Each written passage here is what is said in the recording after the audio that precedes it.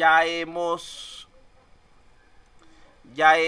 revisado hasta el momento lo que corresponde al tema 4.1 vinculado con la parte de riesgos. Vamos a continuar ahora con lo que sería el tema 4.2 que tiene que ver con la parte de pruebas. Dentro de este tema hablamos primeramente de lo que son las pruebas de calidad, habiendo dicho que para garantizar el aseguramiento de la calidad en cada una de las etapas del desarrollo del software deben realizarse pruebas. En este punto vamos a enfocarnos solamente en la parte de las pruebas de confiabilidad. ¿Por qué? Porque existen muchísimos tipos de pruebas que si nos pudiéramos estudiarlo todos sería demasiado extenso este curso. Para ello tenemos un curso aparte que habla de ni siquiera de todas, pero sí de una buena parte de estos elementos, que es el de comprobación de software, que está enfocado meramente en lo que son las pruebas, los diferentes tipos de pruebas, etcétera.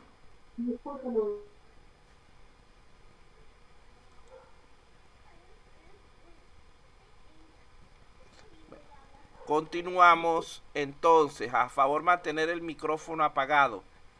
Aquí debemos entonces hablar acerca de lo que es la aplicabilidad de las pruebas. Tal como se dijo ya, existen muchísimos tipos de pruebas. En un mundo ideal deberíamos aplicar siempre todos los tipos de pruebas a todas las aplicaciones que construyamos. Pero esto es en un mundo ideal. En la realidad esto es imposible debido a diversos factores, por lo que es necesario seleccionar en todo momento las pruebas más adecuadas a cada proyecto. Vamos a ver cuáles serían estos factores. Aquí está. En primer lugar tenemos lo que es el marco de referencia aplicado. No es lo mismo probar un software para un colegio que para un hospital o para una tienda. Vean que son casos totalmente diferentes y hay que hacer pruebas también diferentes. También tenemos que va a depender del tipo de software que estemos construyendo. Recuerden que hablamos de software de tipo transaccional, que lo que busca es ir acumulando información con cálculos sumamente sencillos. Software de tipo gerencial, que tiene pocas operaciones de ingreso de información nueva, pero que sus cálculos son más complejos y presenta la información de una manera más gráfica para apoyar a la toma de decisiones. Y sistemas expertos, que están vinculados con lo que es la inteligencia artificial. Esto nos lleva a pensar que hay ciertos casos y ciertas pruebas donde se requiere de especialistas para su realización, los cuales no siempre van a estar a nuestra disposición. Otro factor importante es la cultura organizacional del grupo de desarrollo. Cada grupo de desarrollo tiene su propia forma de trabajar a la que se ha acostumbrado. Por lo tanto, en base a ello van a seleccionar las pruebas que consideren más adecuadas. Tenemos lo que es el presupuesto asignado al proyecto. Vean que cuando estamos elaborando un proyecto, las pruebas van a tener un costo, tanto en función del esfuerzo necesario como de los materiales requeridos e incluso del tiempo necesario. Entonces muchas veces se da que reducimos o alteramos los tipos y cantidades de pruebas para poder ajustarnos al presupuesto de nuestro desarrollo o a los tiempos disponibles. También como último elemento sería el ambiente de pruebas. No es lo mismo probar un sistema en un laboratorio bajo condiciones ideales que probarlo en el entorno real de uso, ya que en este último caso van a aparecer múltiples elementos de tipo externo que pueden afectar el funcionamiento de nuestro sistema. Evaluando todos estos factores, en este curso, como ya se dijo, se enfocará solo en pruebas de confiabilidad, dentro de las cuales van a tener la capacidad de evaluar los factores que nos interesan. Vean que cuando hablamos de confiabilidad se refiere al nivel de precisión con el que la aplicación es capaz de proporcionar sin errores los servicios que se establecieron para ella en las especificaciones. De allí que es necesario pensar en ciertos factores de diseño que favorecen la confiabilidad. Tenemos que asegurar que el sistema sea completo, es decir, que pueda realizar todas las funciones necesarias para cumplir con los requerimientos establecidos, que sea correcto.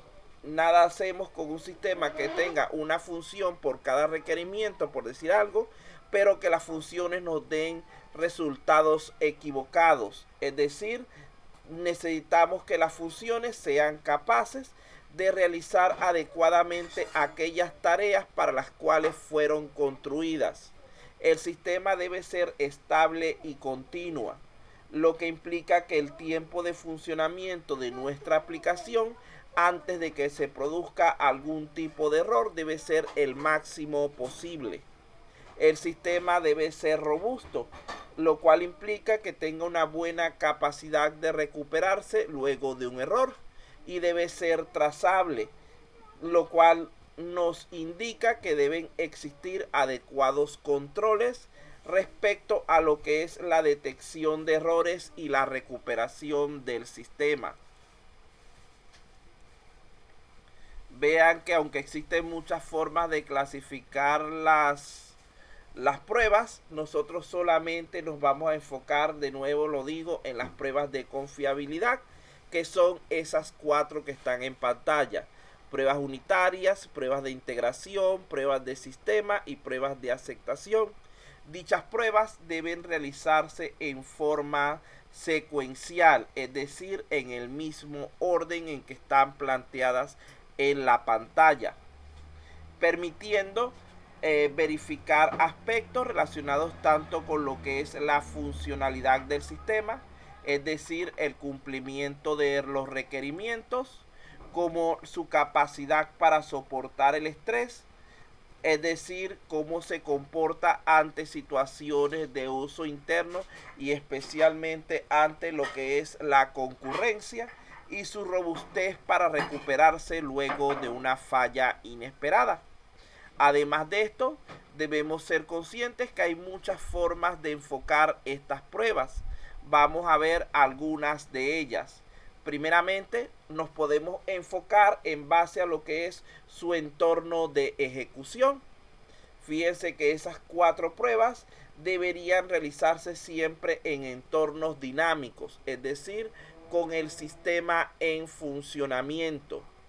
Pero la prueba de tipo unitaria nos permite en ciertas situaciones realizarla de manera estática, a través de la evaluación de lo que son modelos, diagramas y otros documentos del sistema. Recordando que existen también en el modelo RUC 4 fases, que son la de inicio, que corresponde a la comunicación y planeación de las actividades fundamentales. Tenemos la de elaboración, que es el modelado, la de construcción, que es la codificación en sí, y la de transición, que es la implementación del sistema en la empresa. Esto nos lleva a ver otro enfoque más para este tipo de pruebas. Fíjense que en este caso las pruebas deberían realizarse siempre en entornos dinámicos. Por lo tanto, para poder tener un entorno dinámico necesitamos un prototipo, y los prototipos son generados en lo que es la fase de construcción. El único caso que escapa de esta regla es la prueba unitaria, la cual puede ser realizada también durante la fase de elaboración, como ya se dijo, evaluando lo que son los diferentes documentos, diagramas y modelos que se construyeron para el análisis del sistema. Aparte de esto, debemos pensar en base a quién están enfocadas nuestras pruebas, teniendo dos enfoques específicos. En primer lugar, tenemos el del usuario. Este es un enfoque de tipo externo.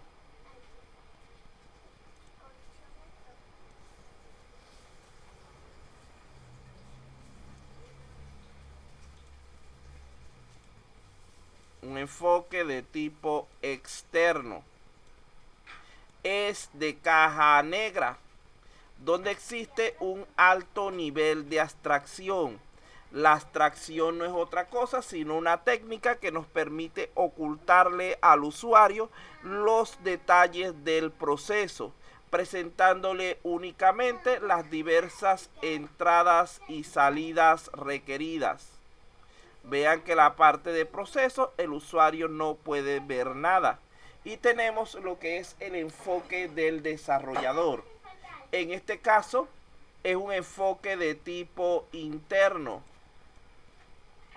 donde somos capaces de ver y manipular lo que son los detalles correspondientes a los diversos procesos ejecutados por el sistema para la obtención de las salidas a partir de las entradas.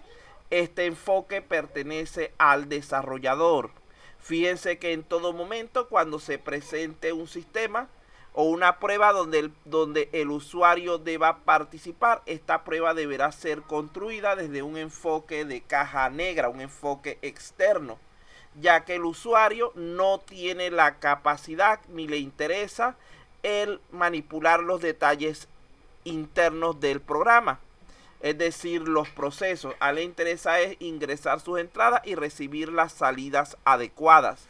Además, el presentarle al usuario esta información sería peligroso para lo que es el sistema, ya que este podría manipular elementos en forma incorrecta y destruir elementos importantes de manera involuntaria o accidental.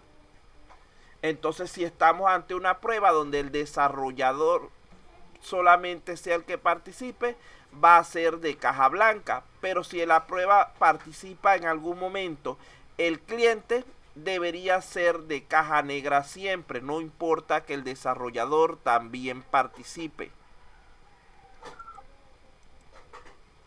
Esto nos lleva a pensar en lo siguiente.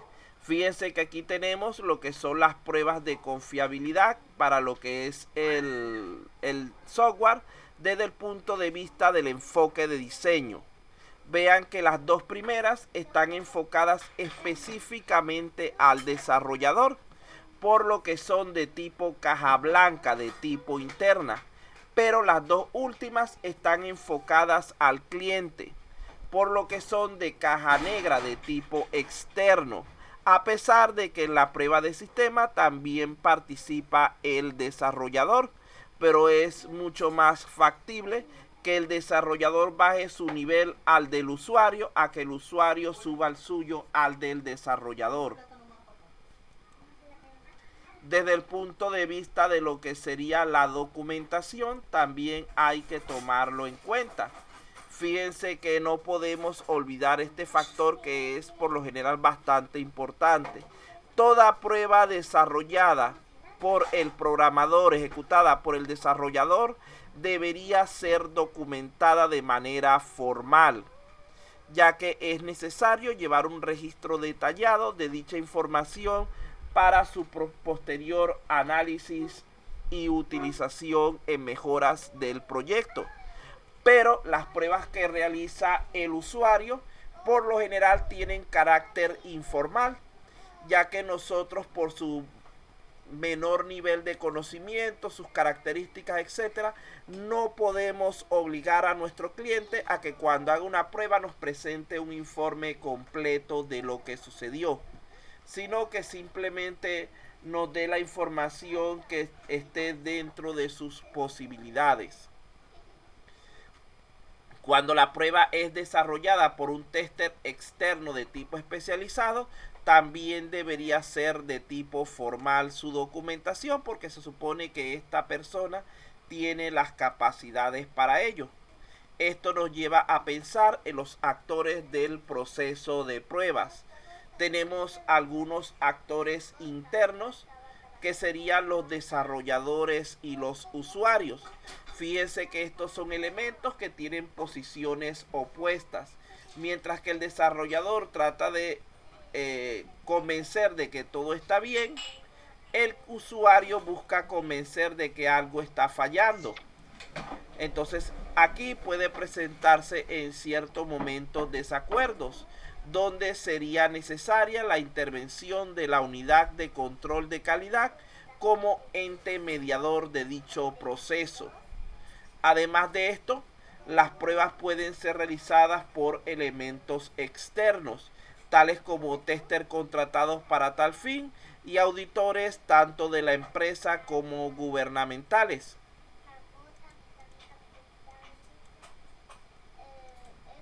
Ya que hemos analizado las pruebas desde un punto de vista general y en conjunto, ahora vamos a revisarlas rápidamente de manera individual y más detallada. En primer lugar tenemos las pruebas unitarias o de componentes. Estas pruebas son las primeras evaluaciones de confiabilidad a las que se somete el software, permitiendo verificar que los componentes construidos funcionen correctamente de manera independiente. Estas pruebas por lo general son realizadas por el desarrollador y evalúan componentes que pertenecen a otros mayores. Fíjense que las pruebas unitarias nunca evalúan el sistema, porque el sistema no es un componente de nada, es la unidad completa con la que estamos trabajando. Lo que sí evalúan son, por ejemplo, los módulos como elementos del sistema. El sistema está compuesto por diversos módulos, así que podemos hacerles pruebas unitarias a estos componentes. Las funciones como elementos del módulo, las unidades o bloques como elementos de las funciones, las sentencias como elementos de los bloques, etc. Cuando estamos hablando de programación orientada a objetos, entraría en juego lo que son las clases.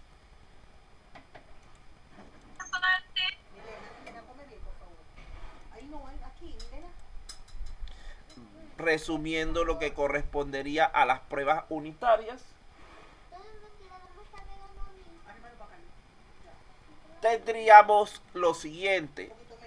En primer lugar, las pruebas unitarias evalúan módulos o funciones, es decir, componentes. Nunca evalúan el sistema, es decir, la aplicación completa.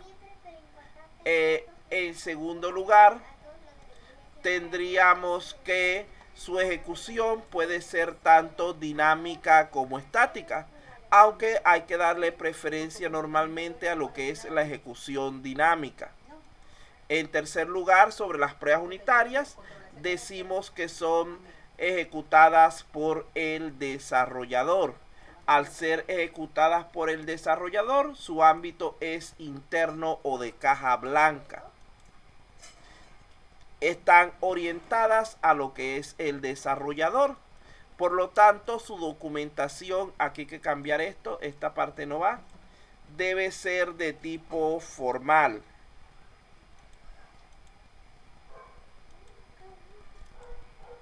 Ahora bien, cuando hablamos de las pruebas de integración o de relaciones, estamos haciendo referencia a aquellas que se realizan después de las unitarias, cuando ya estamos seguros de que todos los módulos funcionan correctamente de manera independiente.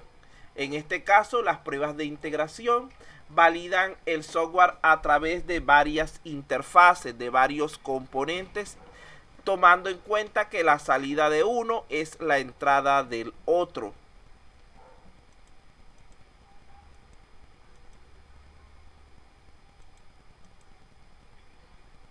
Vean que, por ejemplo, podría suceder esto, que tenemos un componente amarillo, el cual en la prueba unitaria nos dio OK.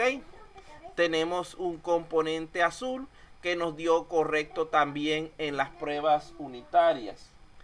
Una vez que los hayamos probado de manera independiente, hay que realizar sus pruebas de tipo unitaria, de tipo, integración, donde se supone que, como pueden ver, aquí si estamos mezclando amarillo con azul, esperamos un resultado de color verde, pero en este caso no se dio, así que allí podría existir alguna clase de error.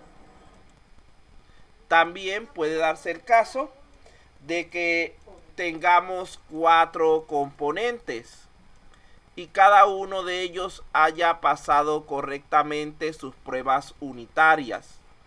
Luego de allí los vamos a trabajar juntos mediante un componente superior, por ejemplo 4 funciones que forman un módulo.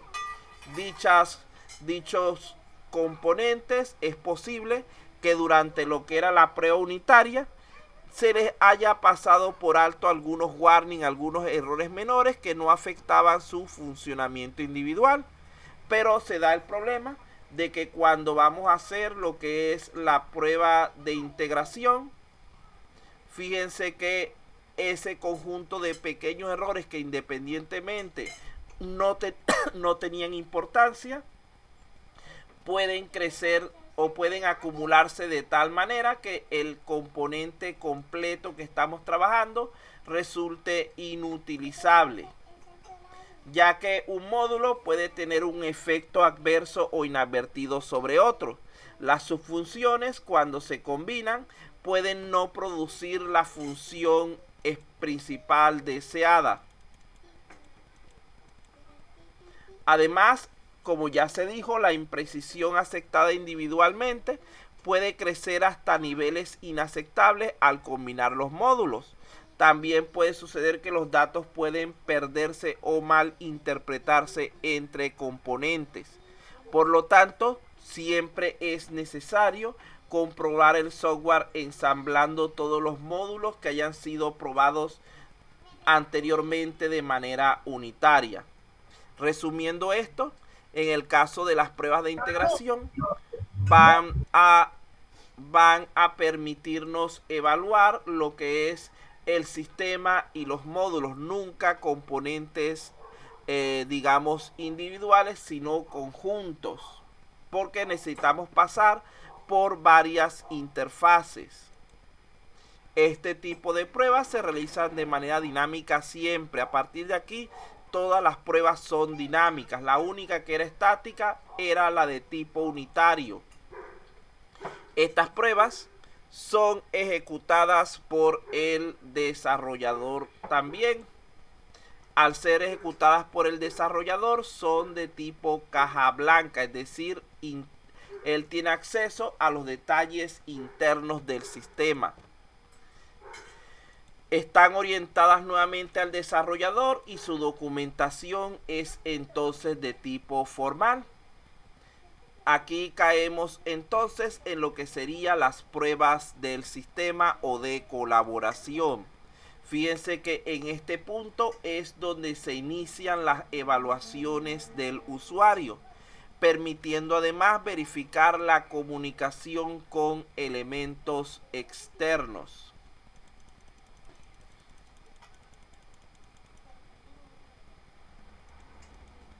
Aquí tenemos un ejemplo. Estos elementos externos pueden ser de tipo software, como el sistema operativo o diversas aplicaciones o funciones externas como correo electrónico, páginas de internet, redes sociales, archivos, bases de datos, etcétera, que deban ser accedidos por nuestro sistema para poder trabajar adecuadamente. Y también tenemos lo que serían elementos externos a nivel de hardware, como los dispositivos móviles, como dispositivos de tipo fijo pero que no están dentro de la empresa sino en otras ubicaciones remotas, y dispositivos recursos de uso compartido. Estas pruebas pueden denominarse pruebas alfa, las pruebas del sistema, cuando son realizadas por el desarrollador, y pruebas beta cuando son realizadas por el usuario o cliente. Pero en ambos casos, su enfoque siempre debe ser de tipo cliente, de tipo caja negra, porque repito, es imposible que el usuario suba a nuestro nivel, pero nosotros nos resulta sumamente fácil bajar al nivel del usuario. Entonces aquí decimos que a partir de este punto, las pruebas de las que hablemos siempre van a evaluar el sistema completo. Ya no evalúan elementos, porque al usuario no le interesa evaluar elementos. Lo evalúan tanto desde el punto de vista interno como externo. Vean que todas las anteriores solamente alcanzaban el componente interno. Su ejecución va a ser de tipo dinámico. Son ejecutadas tanto por el desarrollador como por el usuario. Cuando las realiza el desarrollador son pruebas alfa. Cuando las realiza el usuario son pruebas beta. Su ámbito es de caja negra porque aquí participa el usuario. Cada vez que veas a un usuario dentro de lo que es un grupo de pruebas, deberían ser de caja negra, de ámbito externo. Están orientadas a lo que es el usuario entonces, y su documentación puede ser tanto formal como informal, dependiendo de a quién estemos refiriéndonos que hace la prueba. Una prueba alfa de desarrollador, su documentación es formal. Una prueba beta del cliente es de tipo informal. Finalmente, para salir de lo que son los tipos de pruebas, tendríamos las pruebas de aceptación.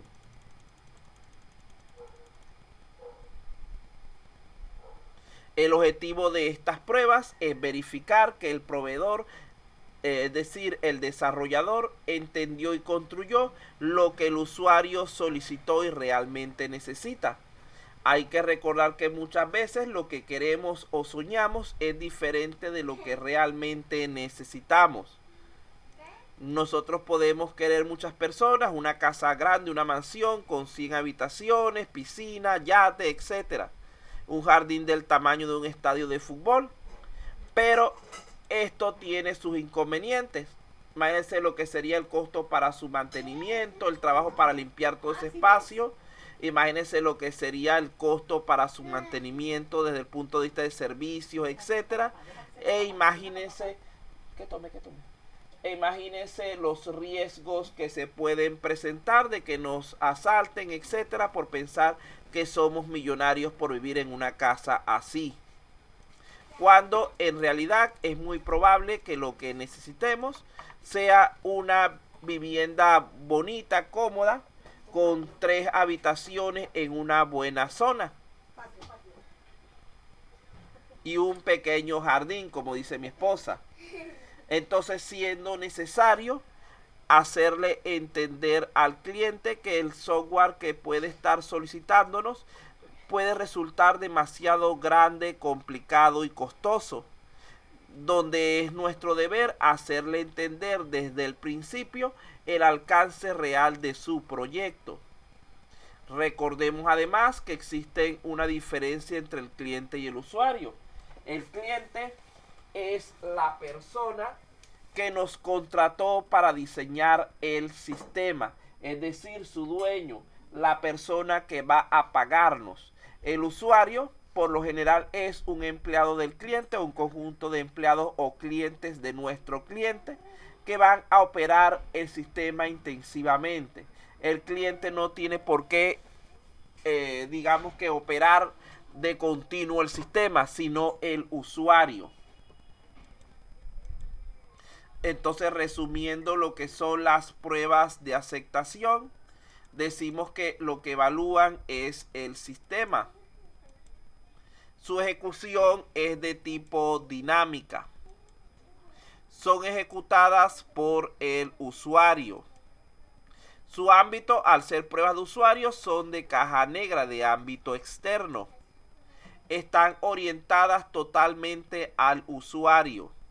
Su documentación es, por lo tanto, eminentemente informal. Este cuadrito de aquí no lo tomé en cuenta para el examen, así que vamos a saltarlo en la explicación, pero esta parte sí.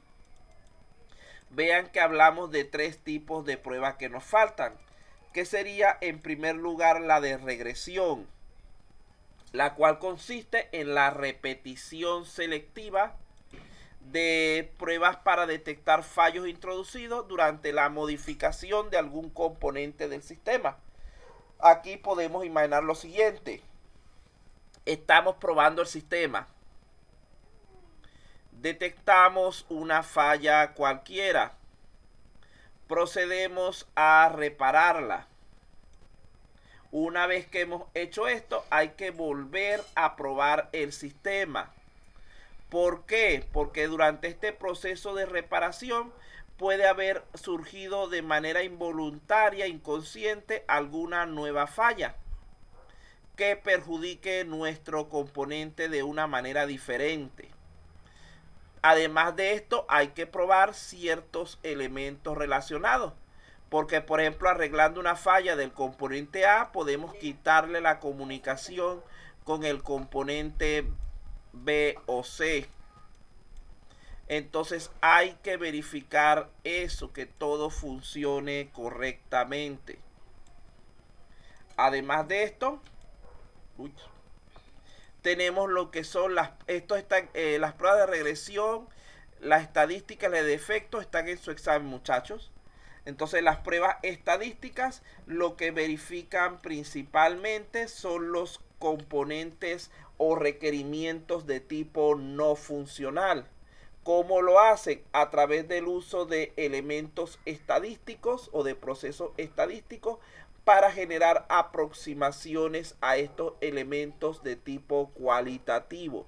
Generalmente lo más usado son los promedios y las frecuencias.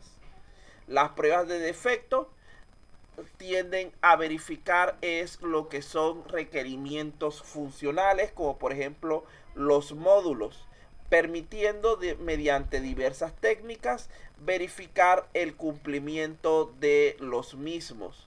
Vean que estas pruebas son más exactas y están enfocadas a elementos de tipo cuantitativo, donde se puede conocer el valor de salida esperado y por lo tanto tener un punto de referencia.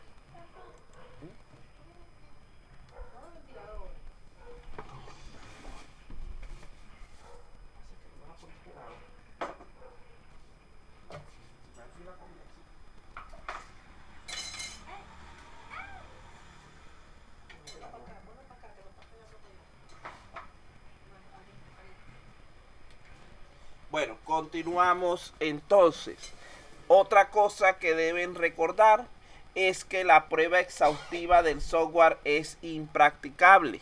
No es posible probar todas las posibilidades de funcionamiento de las aplicaciones, muchas veces ni siquiera en programas sencillos. En los casos que presentamos aquí a nivel académico, son casos que no se pueden considerar como software completo en sí, sino como pequeños módulos, pequeños componentes de un software mayor que vamos utilizando para dar nuestras explicaciones y ejemplos. Otra cosa importante es que no, y está en el examen, que no existe software 100% libre de errores. El software es creado por personas y las personas cometen errores. Por lo tanto, el software siempre habrá la posibilidad de que exista alguna clase de error. En cuanto a las recomendaciones, ya la hemos hablado bastante anteriormente y aquí podemos indicar, entre otras, así resaltando que cada caso de prueba debe tener un resultado esperado para que nos sirva como métrica para la comparación con los valores obtenidos. El programador debería procurar no probar sus propias aplicaciones, ya que éste desea, consciente o inconscientemente, demostrar que funcionan sin problemas.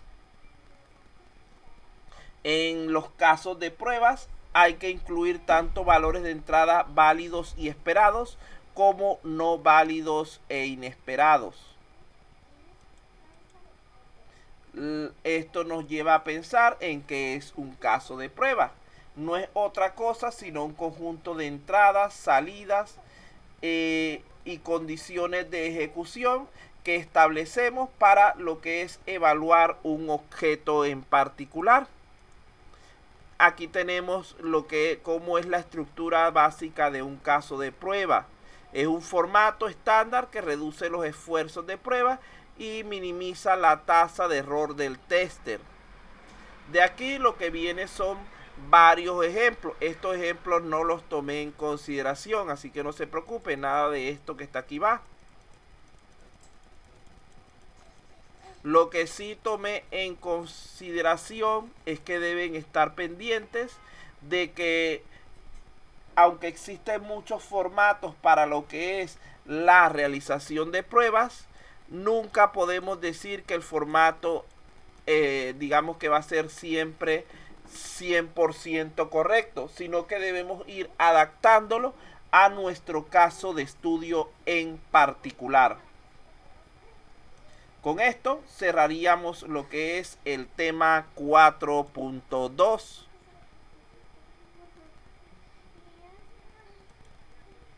Correspondiéndonos entonces a abrir el siguiente tema, el 4.3. Pero antes de ello vamos a tomar un pequeño descanso de 5 minutos.